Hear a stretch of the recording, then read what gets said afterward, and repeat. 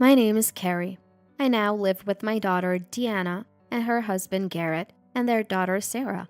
This year I turned 70, and it feels like a significant milestone. My husband Matt passed away 3 years ago due to illness, and originally I was living alone until my daughter and her husband invited me to stay with them. Mom, won't you come live with us? What? But wouldn't I be a burden? No, we want to live with Carrie. It's not exactly payback, but we really appreciate everything you've done for us, Carrie. Why don't we all live together happily? I was feeling lonely living alone, so I was grateful that they cared so much. Sarah, my first granddaughter, is such a good kid, and I'm living happily now. Feeling the need for a purpose in life, I'm fortunate to be healthy and currently working part-time at the checkout counter of a supermarket. It's a small supermarket, but well loved by the locals and everyone is friendly. Even the young part-timers look up to me, and I have no complaints. However, there is one thing that bothers me. That is, oh, working part-time again today, Carrie? Catherine, welcome. The woman who comes to the supermarket is Catherine, my son Polly's wife. That makes her Deanna's sister-in-law. She got married just before Deanna did and lives a bit far from here. Honestly, I've never gotten along well with Catherine. It seems she didn't think highly of me from the beginning, and she often made snide remarks, even during greetings. Catherine, let's get along well from now on. Carrie, that's fine. You don't need to bother. What? You don't need to worry about us, so please don't interfere too much, okay? I'll handle family matters just fine. We don't want any mother-in-law and daughter-in-law conflict, do we? It's stressful for both of us. She put up a wall from the beginning and we were shocked. At the same time, I didn't have a good impression of her. Matt didn't think highly of Catherine either, but Polly seemed quite smitten with her. I'm definitely going to marry Catherine, he used to say. Polly was a troublemaker since he was young and we often struggled to handle him. He had behavioral issues at school and we were frequently called in. Matt initially wanted to discuss it at home, but eventually he gave up. Polly finally got a job and started working, and just when we thought we could relax, he brought Catherine to introduce her to us. Catherine was a strikingly beautiful woman with a flamboyant appearance. On the day of the greeting, I cooked a big meal, but Catherine didn't seem to like it. I'm not really into greasy food. It seems like some old-fashioned country cooking, she said, hardly eating. Matt was about to yell at her, but we managed to finish the greeting peacefully. We tried to convince them a few times, but they ended up getting married and now live a bit far from here. It was when Matt was still alive that he warned, You better be sure about this. Don't come crying to me if something goes wrong.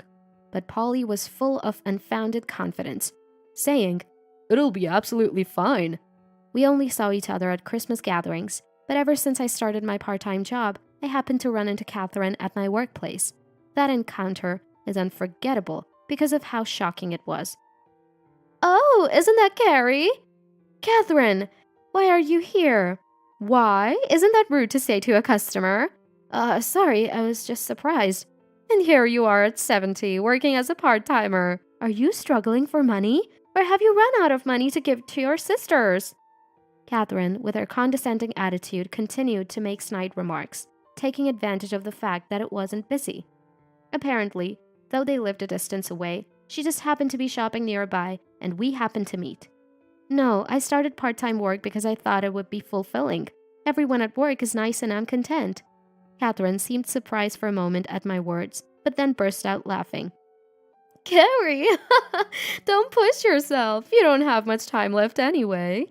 I was just stunned by her words, suggesting a person's lifespan is so carelessly. As the line at the register started to grow, Catherine left. Carrie, are you okay? Yes, sorry about that. She's my son's wife. I didn't mean to cause trouble. No way. That attitude is unbelievable. No respect for a mother-in-law at all. The part-timer who overheard was visibly upset. I was touched that someone cared about me and thanked her for her concern. Let me know if she comes back. Yes, thank you. I thought it was just a coincidence. They live far away, so I didn't expect to see her for a while. But reality proved harsh. Catherine started coming to my workplace about 3 times a week, deliberately seeking me out to make unpleasant remarks. She even spoke disdainfully about Deanna and Garrett, and as if that wasn't bad enough, she even demanded discounts on the store's products. Oh, Carrie, this deli container's lid is open. Isn't that unhygienic? I'll buy it, so give me a discount.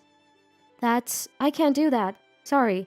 Please buy something else. We'll dispose of that one. What? I'm offering to buy it for you. Every time Catherine came to work, the manager would apologize, and she seemed to enjoy his discomfort with a malicious smile. I was on the verge of exploding with anger. It was becoming a nuisance to the workplace, and I didn't want to trouble Deanna and her family. More importantly, for my own dignity, I called Catherine the next day. Catherine, please stop coming to my workplace and causing trouble. If this continues, I will have to take action as a mother-in-law. Catherine laughed mockingly over the phone. Trouble? I'm just worried about Carrie. I wanted to scream at her claim of concern, but I held back and continued calmly. Your actions are a nuisance. I won't tolerate it any longer. What? You think it's wrong for me to worry about Carrie? I don't think I deserve to be treated like this. Unrepentant and even defiant, Catherine frustrated me. Anyway, please stop doing this in the future. Seemingly displeased with my inability to tolerate her any longer, Catherine spat out her last words. Don't act all high and mighty. You bottom-tier old lady who can't do anything but work before hitting the grave. I'll be sure to tell Polly about this. With that, she hung up. True to her word, the next day I received a call from Polly. What the hell did you say to Catherine, Mom? That's awful. As soon as I answered, Polly was yelling at me. It's Catherine who's awful. What are you talking about? You said terrible things to Catherine. She's crying. No matter if you're my mother, I won't forgive this. Apparently, Catherine had told Polly a fabricated story, making it seem like I had severely scolded her. Believing her, Polly was furious. If that was all, it would have been fine, but Polly kept calling in anger for hours and finally said, If this happens again, I won't forgive you, and hung up. Mom, what's wrong? Deanna, welcome back. Nothing, really. That's a lie. That voice was Polly's, right? Deanna looked at me sharply. It was hard to stick to the lie. Polly and Deanna, although siblings, if I keep this from them, it might someday cause trouble. I even worried it might harm Sarah. With that thought, I decided to tell Deanna and the others everything. Deanna related to Garrett, and eventually the three of us sat down to talk in the evening. I can't believe that idiot Polly. He barely involved himself in Matt's funeral, but calls only in times like this? Unbelievable. That happened? I'm sorry I didn't notice. No, it's not your fault, but I'm worried it might trouble you, like today with the phone call. Don't worry about that. More importantly, Polly may not realize it, but you should be more careful around Catherine. That is... Deanna and Garrett exchanged a look, then nodded and began to speak. Actually, near my company there's this bar district. One day when I happened to go for a drink, I spotted Catherine there, and she was with a man I've never seen before. Honestly, I felt a pang of sympathy for my own son and couldn't say anything. Well, that's his own fault, but if something like this happens again to Mom, we need to think about it. Deanna said this with a cheerful smile. For now, leave this to us. Right, Garrett? Yes, leave it to me, Carrie. Yes, thank you. But really don't push yourselves. I agreed, feeling somewhat overwhelmed by their insistence. Anyway, I thought it best to have nothing more to do with it all. But reality doesn't always go as planned. Catherine came again, seemingly displeased with our last phone conversation. Oh, Carrie, still working part-time, I see. Catherine, we talked about this on the phone, didn't we? It seems nothing got through to you. I'm disappointed. Catherine seemed displeased by my words. Are you sure you should be saying that, Carrie? Do you know that Polly's client is Garrett's company? Catherine suddenly laughed mockingly and blurted out. Hearing this for the first time, I was shocked and my eyes widened. Seeming pleased with my reaction, Catherine cheerfully laughed and whispered to me, Come to the cafe by the river called Lark later today, if you don't want Garrett's company to go under. Okay? Catherine's smile looked devilish. I could only nod and said, Understood. And she left the shop contentedly, still smiling. After my part-time shift, I headed to the designated cafe. Catherine was already there and beckoned me over. You came as I expected, Carrie. Her sinister smile sent a chill down my spine. The cafe was quiet, seemingly unnoticed by others. Inside, the two of us sat in the tense silence. What do you want? I was hurt by what happened before, so I want you to take responsibility. Catherine continued with a smile. Besides, Polly is an executive in his company, involved in big deals. His company and Garrett are about to have a major business deal. But what if that deal falls through because of you, Carrie? Wouldn't Garrett lose his job? You! If you care about your beloved Garrett and Deanna, promise to pay me $300,000 right now. 300,000? It's a big amount, but you said a lot to me, right? It's only fair. If you don't agree... Catherine raised her hand. A menacing man emerged from the back of the cafe and stood in front of the table. This man, a friend of mine, works in a, let's say, shady world. So if you don't pay, I won't be responsible for what happens to Deanna or Sarah, okay? I was speechless at her shocking words. Realizing I had married my son to such a terrible woman was overwhelming. I glared at her and managed to say, "Understood." I appreciate your understanding. And you know what will happen if you tell Deanna or Garrett about this, right? Yes. Then I look forward to your cooperation, Carrie. I left the cafe feeling like I was being chased out. Returning home, the house was still and quiet. More than anything, I was shocked at the ugliness of the person Polly had married. Sighing, I sat in front of my husband's picture. "Dad, I'll do my best. I will protect what you left me in my own way." Declaring this, I steeled myself. I was determined not to let Catherine have her way. "Remember this. I'll make you regret everything you've done." First, I set a date to transfer the money to Catherine.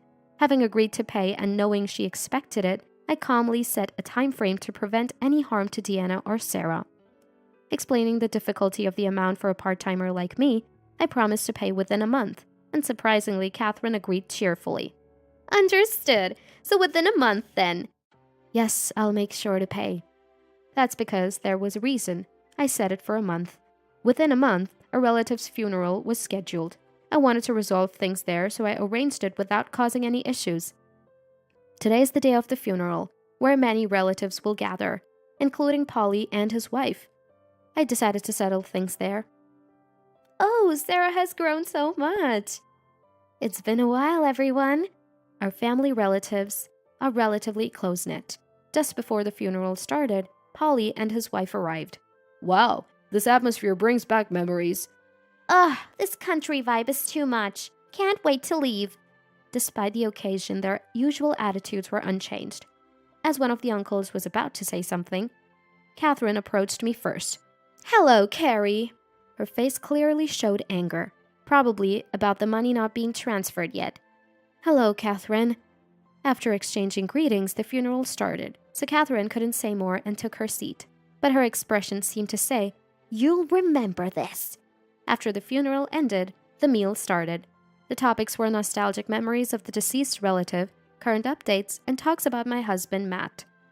"Used to go drinking with Matt a lot." Really, time flies. But it's important to have something like that necklace to remember them by, isn't it? Indeed. I touched the necklace as I spoke.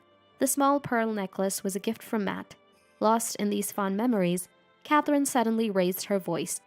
"But is it a tactless to wear such a thing here?" The relatives in the room started murmuring. "Besides, that's a fake, right? No such tarnished pearls exist. Well, fake pearls suit a poor person like Carrie, right?" "How dare you!" "Wait, Deanna, calm down." "But..." Catherine's cheeks were flushed, probably from drinking. Seemingly emboldened by alcohol, she blurted out these words. Honestly, it was different from what I expected, but she was self-destructing, so I silently vowed to make her pay dearly. Before I could respond, the relative spoke up. "What is she talking about? Carrie poor? Don't make such jokes." "How could you say such a thing? It's just your lack of judgment." The relatives, angered by Catherine's comments, spoke back, and she seemed surprised. I stood up and faced her. "I don't know why you think this pearl is fake, but it's from Matt's jewelry store. It's definitely not fake. Tiffany, ever heard of it?" "What? Tiffany? As in the famous jewelers?" "You married him without knowing his father-in-law's company. Carrie used to be the assistant manager of that store." "But she's working part-time." "That's what I said before. Mom is working part-time just for fulfillment. We don't need her money, but she insists on paying us living expenses every month. Besides, she's retired now, but there's an inheritance and savings left by Matt. We're far from poor. Catherine looked dumbfounded. Polly hurried to her side, trying to defend her. Wait, don't blame her. Polly, look at reality. She's awful. Shut up, little sister. What do you know? Catherine glared at us. I came here to settle this thoroughly, so I began. You won't get away with this. Who won't? Your wife running a scam? And if it gets out she has a boyfriend, you'd be the one who couldn't bear it. What? How do you know that? About that, let me explain. Here's the proof. Garrett showed documents revealing various truths. Photos included the cafe I visited, the man Catherine was with, and Catherine walking closely with the man who wasn't Polly. What's this about? Yes, Catherine had been involved in scamming people with bad friends from her student days. That was the full story behind her treatment of me, and Polly was partly to blame too. Polly, while our companies do business, I've never heard your name mentioned. But you've been telling Catherine you're an executive, but you hold no such position, right? What? You've been lying to me? Hearing Garrett's explanation, Catherine started screaming. Sighing, I retrieved an attached case from the reception, opening it in front of them. It contained $300,000 in cash. Here's the $300,000 you unfairly demanded from me, Catherine. Emphasizing unfairly, she glared at me, her face turning red. I had recorded everything from the day she took me to the cafe. I never intended to treat my son and wife this way, but I thought it was best for them to learn a hard lesson. However, the condition is that you never appear before us again. You've caused enough trouble, and when I die, you won't get a penny of my inheritance. Wait, Mom, I'll leave Catherine. What? Polly, when you decided to marry Catherine, Matt and I tried to stop you. Weren't you going to be happy with her? You're her husband. Don't change your attitude now. Support her until the end. What? Stunned, the relatives started shouting. That's right. Get out of here. Initially, the two of them talked back, but they couldn't stand against the majority and left the shop meekly. Carrie, that must have been tough. Are you okay? Yes, I'm sorry everyone for causing such a commotion. Don't worry about it. Your uncle would be pleased too. Mom, Deanna, Garrett, thank you so much. I've caused trouble for you too. Not at all. We just did what we wanted to do. Finally, I feel like everything has cleared up and life is returning to normal. Afterward, it turned out Catherine was involved in various other fraudulent activities and ended up getting arrested by the police. Polly came crying to me soon after, but since Matt had warned him repeatedly, I decided to keep my distance. The commotion seemed to have spread rumors to Polly's company, and now he's been demoted, working at a subsidiary. As for me, I continue with my part-time work, living a peaceful life. This pearl you gave me, it helped me through this ordeal. Perhaps there's really power in the things our loved ones leave behind. Despite getting wrapped up in various issues, this experience made me realize the supportive people and warmth around me. From now on, I plan to live my remaining life never forgetting to be grateful for each day.